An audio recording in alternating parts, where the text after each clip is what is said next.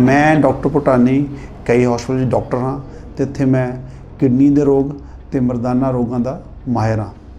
अज की डेट दे विच यूरोप तो इंडिया एक बड़ी वधिया नवी टैक्नोलॉजी है जिन्होंने कहते हैं ने हाइमन रेस्टोरेशन। हुंदा की है कि जाने जाने च पहला किते इंटरकोर्स जो आपस में कुड़ी इकट्ठी हो जाती है तो डर होंदा कि विआह तो बाद मैं घर वाल नूं की मूँह दिखावांगी।